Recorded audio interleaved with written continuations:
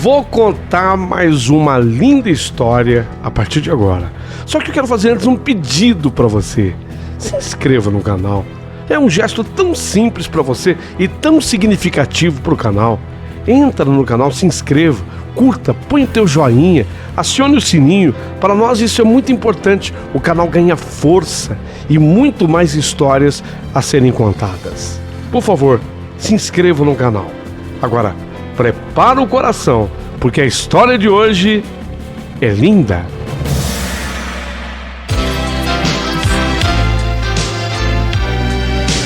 Rádio Emoção.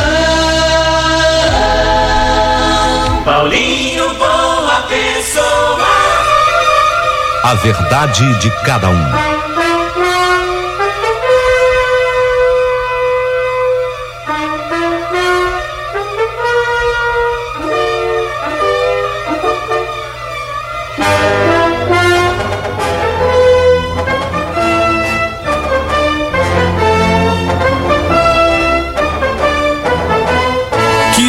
Amigo Paulinho Boa Pessoa, eu, desde muito pequena, eu sempre via meu pai, maltratando a minha mãe. Aquilo me dava uma tristeza tão grande, Paulinho. Tem gente que pensa que a criança não sofre.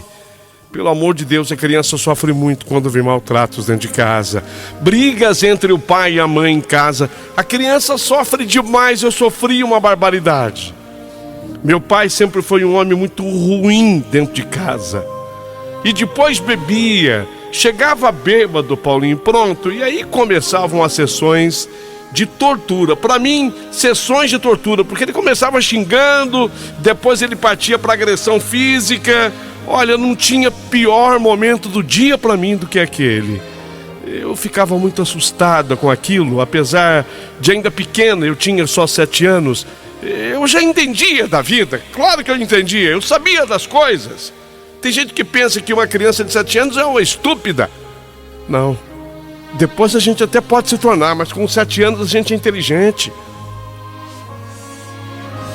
Naquele ano, a minha mãe descobriu que meu pai tinha outro filho com uma amiga dela. Já pensou? Quer dizer, além dos maltratos, além dos maus tratos, a mamãe ainda descobriu que o meu pai traía a mamãe com uma amiga dela. Ele tinha outro filho com essa amiga dela. E a vida dela, que já era difícil, já era dura, passou a ser um verdadeiro inferno. Porque essa mulher, amiga, entre aspas, da mamãe, começou a vir em casa para exigir que meu pai pagasse a pensão da criança. Caso contrário, eu te coloco na cadeia, você que sabe. Você é o pai desse aqui também. Você tem obrigações para com ele. Você que sabe, eu te coloco na cadeia. Você já pensou, você com 7 anos tendo que assistir tudo isso de perto, Paulinho? Não bastasse tudo o que a minha mãe já passava, agora mais uma humilhação. Porque quando essa mulher vinha na porta de casa, ela fazia um verdadeiro escândalo. E toda a vizinhança sabia que a minha mãe havia sido traída. E não era difícil ver pessoas zombando da cara da mamãe. Meu pai não se emendava, continuava bebendo cada vez mais. Vivia em botecos, sempre teve muitas outras mulheres, sabe? Além daquela na qual ele fez um filho, tinha outras. Se envolvia com essas mulheres à toa da rua, que também viviam em bares por aí. A minha mãe chegou a ficar de cama por causa da depressão, coitada. Magra, acabada. A minha mãe demonstrava uma idade que ela não tinha. Você sabe que uma vez uma coleguinha de escola perguntou para mim assim: eu vi a tua avó, ela trouxe você hoje aqui. Não era minha avó, era minha mãe. Só que ela estava tão destruída, ela não tinha idade para ser minha avó. Mas ela estava tão acabada, tão destruída, que ela aparentava ter uma idade que ela não tinha.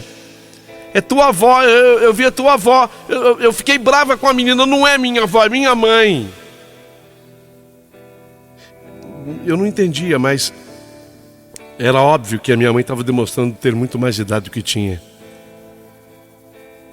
Mamãe ficou muito depressiva, especialmente depois que ela soube que papai tinha outro filho. E mesmo sabendo que minha mãe estava doente, mesmo assim, o meu pai não se emendava, mas de jeito nenhum. Ele não estava nem aí, continuava chegando bêbado, continuava agredindo a minha mãe, com verbo e com ação de soco, gritava comigo. Olha, era um horror aquilo tudo. Terrível. Foi um momento muito difícil da minha vida infantil e, obviamente, que da minha mãe também. Passado algum tempo, minha mãe, que já sofria demais, começou... Sabe com quem que ela aprendeu? Olha o que é a vida. Você vê o que é a vida. A minha mãe, ela aprendeu com a outra que tinha o filho do meu pai. Porque a outra ia lá, fazia um escândalo na frente de casa. Eu vou te colocar na cadeia. Você que sabe, você tem obrigações para com essa criança aqui. Se não cumprir suas obrigações, comigo é simples, é fácil. Eu te coloco na cadeia. E aí eu descobri o que era colocar na cana, porque eu não sabia, eu era criança. Eu te coloco em cana. Aí eu não sabia o que era aquilo, né, colocar em cana. E eu comecei depois a descobrir, a entender que colocar em cana era o mesmo que dizer que ia colocar na cadeia. Eu vou te colocar em cana. Eu vou te colocar em cana. Então a minha mãe, ela foi aprendendo. Aquela mulher, olha o que é a vida. Aquela mulher, ela foi ensinando para minha mãe que o meu pai, ele era metido a batedor, ele era metido a ser agressivo, ele era metido a garanhão. Mas quando ele era enfrentado, ele ficava na miúda, porque ele era bravo com a minha mãe, com aquela lá ele não era. Entendeu, não? Fui clara? Então a minha mãe aprendeu com aquela outra, ela foi aprendendo. Falou, peraí,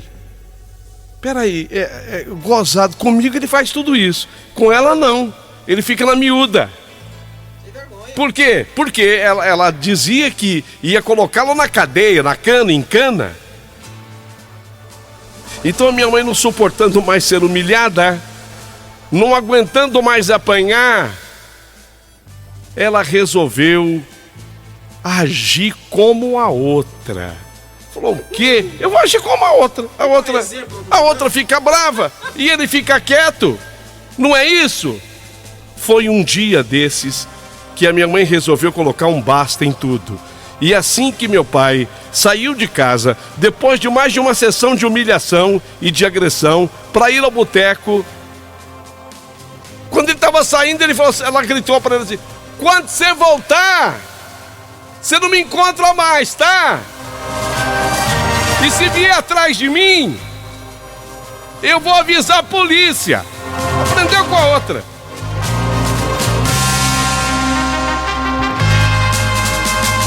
Eu nem acreditei. Mas a minha mãe agiu. Ela começou a arrumar suas malas, pegou o que ela podia pegar, e depois que ela pegou o que podia pegar, me pegou pela mão e fomos embora dali. E a minha mãe falou, porque eu perguntei para ela, ô mãe, para onde nós estamos indo? A minha mãe não respondeu, ela respondeu só isso aqui. Filha, nós só estamos indo, e indo para nunca mais voltar.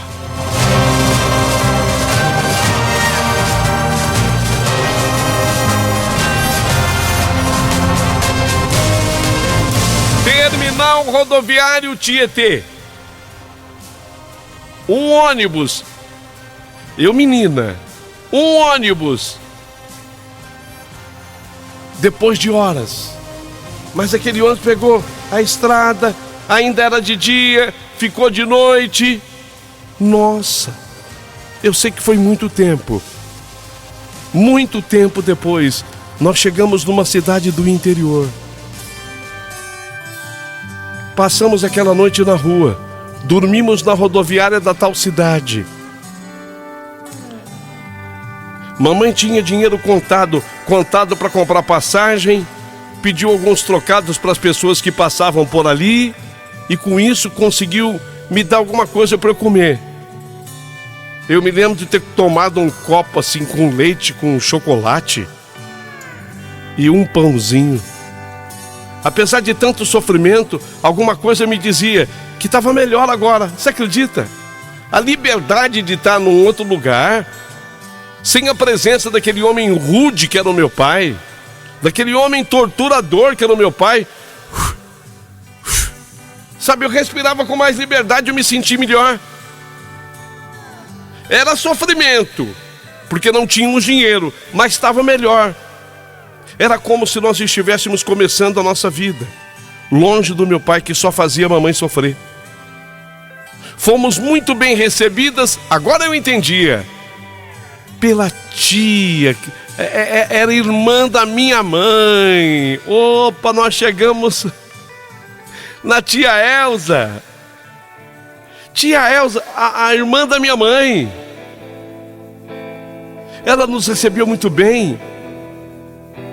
Menos de uma semana depois, a minha mãe conseguiu emprego numa oficina de costura onde a minha tia trabalhava. Ela já tinha prática com máquina de costura, inclusive reta, galoneira. A minha mãe era fuçada, sabia trabalhar.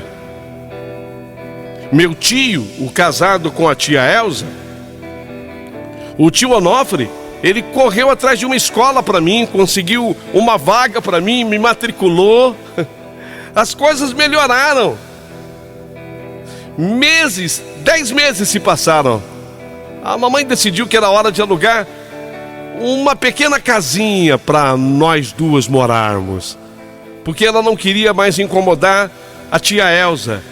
Porém a tia fez questão de que ficássemos morando ali com ela até que a gente melhorasse um pouquinho mais. Vai gastar dinheiro com aluguel agora? Bobagem. A casa aqui é grande, você não atrapalha em absolutamente nada. A nossa vida havia mudado completamente. Tudo estava correndo muito bem. Até que a minha mãe, ela começou a sentir fortes dores de cabeça. Ela ia trabalhar, tinha muita dor de cabeça, muita dor de cabeça. Uma vez a dor de cabeça foi tão grande, ela trabalhando na máquina, e ela chegou a desmaiar sobre a máquina de costura. A máquina de costura normalmente ela tem um balcão que fica à direita da máquina. Sobre aquele balcão a mamãe caiu com a cabeça ali. A tia Elza levou a um médico lá da cidade. E depois acabou levando a minha mãe no HC de Ribeirão Preto, Hospital das Clínicas de Ribeirão Preto. Eu só escutava falar que era enxaqueca, enxaqueca, enxaqueca. Só sei que com o passar do tempo essas dores foram se tornando cada vez mais frequentes, mais fortes. E aí um neurologista, aí em Ribeirão Preto, depois de vários exames, lá no HC de Ribeirão, deu a notícia de que mamãe tinha um tumor no cérebro. Para piorar ainda mais a situação, nessa mesma época, eu não sei como, meu pai apareceu na cidade da tia. Eu não sei se alguém avisou meu pai. A minha mãe tinha um tumor no cérebro. E para piorar, eu não queria meu pai de jeito nenhum. E para piorar, meu pai apareceu na cidade. Ele não foi convidado porque sequer ele foi recebido pela tia Elza, mas ele começou a perseguir a mamãe. Começou a atormentar as nossas vidas de novo. Queria porque queria que voltássemos para São Paulo com ele. Tá doente agora? Deixa que eu cuido de... Olha a cara de pau, deixa que eu cuide de você. Tá doente agora? Com a nossa filha. Vamos para São Paulo. Vamos para São Paulo. E tudo isso foi contribuindo para a piora da mamãe. Olha, foi muito rápido, sabe, Paulinho? Você sabe que criança tem uma outra medida de tempo, mas para mim foi rápido. Você imagine o quanto foi rápido de verdade. Porque um mês para uma criança, sei lá, é muito tempo. Mas passou um pouco tempo, coisa de 2 meses, 3 meses. A mamãe fazia tratamento, ela não suportou porque o tal tumor estava numa região nobre cerebral. E ele vinha crescendo numa velocidade muito grande. E a minha mãe não suportou. E ela acabou tendo morte cerebral. Mesmo assim humana como era. Antes disso, ela autorizou, sabe, que os órgãos dela fossem doados, porque ela tinha sido comunicada pelo médico que ela entraria em morte cerebral e ficaria assim um período. E ela precisava fazer essa autorização da doação de órgãos antes, obviamente, disso acontecer.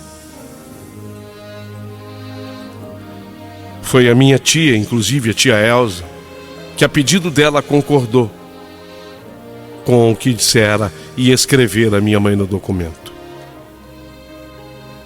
Além da tristeza da morte da mamãe, foi um golpe muito grande para mim, foi muito difícil. A minha vida infantil difícil. Além da tristeza da morte de mamãe, eu agora vivi um drama. Porque com a morte da minha mãe, meu pai queria me levar de volta para São Paulo. E ele acabou, a minha tia não deixava de jeito nenhum. Nem o tio Onofre, nem a tia Elza, nem o tio Onofre não deixavam de jeito nenhum, porque eu dizia que eu não queria. Você imagina uma menina que diz assim: eu não quero ir com meu pai, eu não quero. Vocês imaginem que pai é esse? Eu não quero ir com meu pai, tio. Eu não quero ir com ele. E meu pai entrou na justiça. Só que o conselho tutelar analisou as circunstâncias e percebeu que meu pai não tinha a menor condição de me criar. E depois tinha a minha palavra, porque eu chorava na frente de uma juíza. Eu não quero ir com meu pai, ele é ruim. Ele tem outras mulheres, ele tem outro filho. Eu contava tudo para a juíza. O resultado foi que meus tios ficaram com a minha guarda. A tia Elza e o tio Onofre. E assim eu acabei sendo criada pelos meus tios, os quais eu considero como meus pais.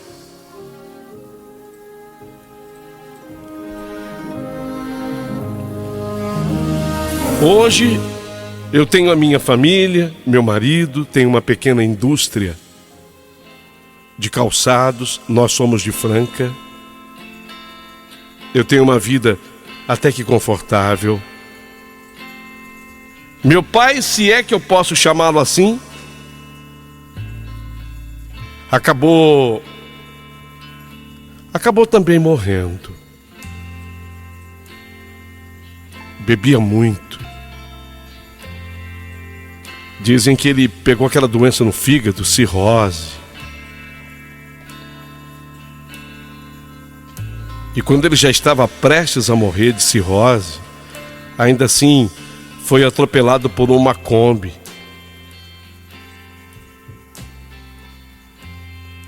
Olha, eu não sei, mas eu fui comunicada lá em Franca, sabe? Eu não quis vir ao enterro dele. Eu não quis vir ao enterro dele, de jeito nenhum. Porque esse homem que eu era obrigado a chamar de pai por circunstância, ele só causou coisas ruins na minha vida e na vida da minha mãe.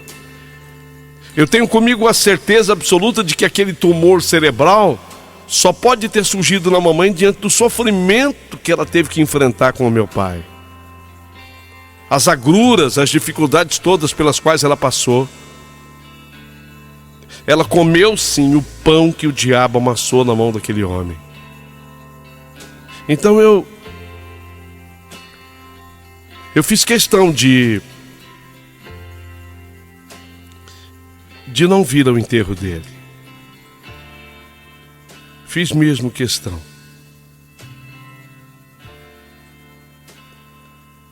Mas eu sei que quando chega nesse momento as pessoas dizem assim: sua história termina assim? A sua história termina desse jeito, dessa forma.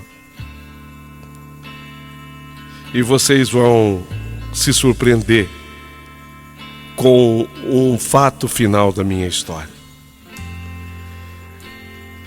A minha mãe, quando ela ficou nas últimas, ela foi orientada pelos médicos lá do HC de Ribeirão Preto de que ela teria que fazer um documento para doar os órgãos. E ela talvez, ela com certeza não sabe, obviamente. E até a lei diz que ninguém pode saber. Mas uma enfermeira fez questão de comunicar. Uma enfermeira fez questão de comunicar. Vocês sabem quem recebeu um dos rins da minha mãe? Foi exatamente uma irmã do meu pai, que morava lá na mesma região, porque minha mãe, quando conheceu meu pai, conheceu na Cidade de Franca. E essa tia irmã do meu pai, ela jamais participou da minha vida, jamais participou na vida da mamãe, ela nunca esteve na nossa casa. Ela foi indiferente no tempo em que mamãe sofria, as agruras que sofria, nas mãos do meu pai. E ela, por uma incrível, vamos colocar entre aspas, coincidência da vida, ela recebe um dos rins da mamãe. Eu, a princípio, quando eu soube, eu queria ficar triste, sabe? Falei, puxa, mas que coisa! Será que se a minha mãe fosse consultada, ela teria permitido que isso acontecesse? Eu comecei a questionar isso.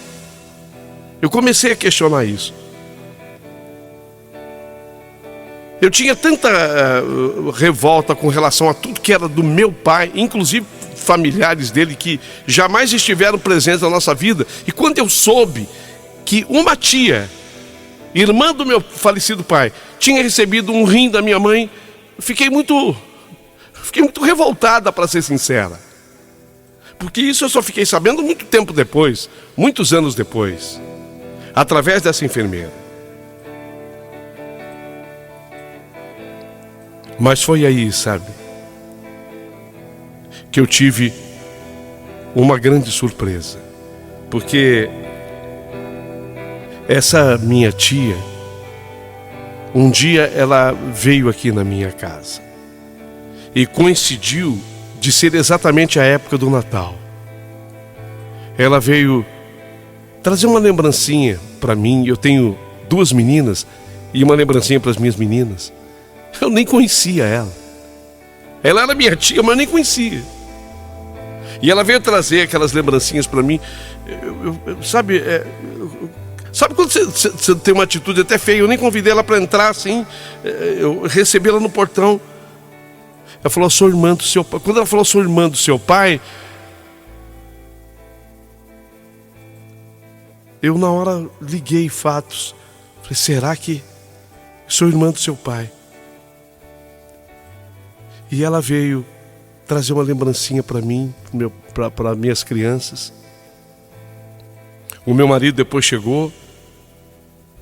Meu marido até pediu algo para a gente, durante a tarde, pegou pãozinho francês, pegou frios, fez um lanche para a gente.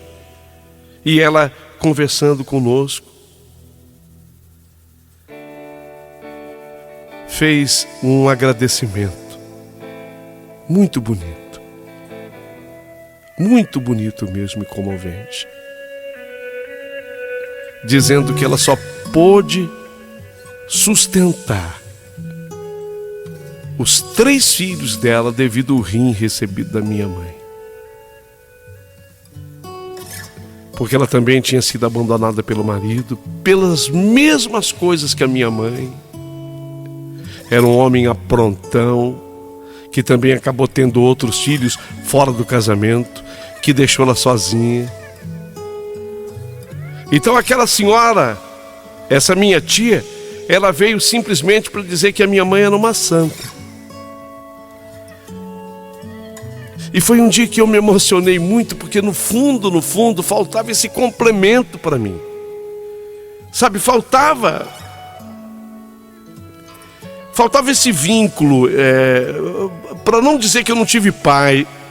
Sabe, é terrível você... Porque eu negava até então que eu tivesse pai. Eu não considerava que eu tivesse pai. Sequer no enterro dele eu vim. Ela disse a mim que ela foi a única que esteve no enterro dele, no sepultamento dele. E que ela, olhando para o caixão, ela dizia assim: em seu nome eu vou pedir desculpas para sua filha por tudo o que você fez.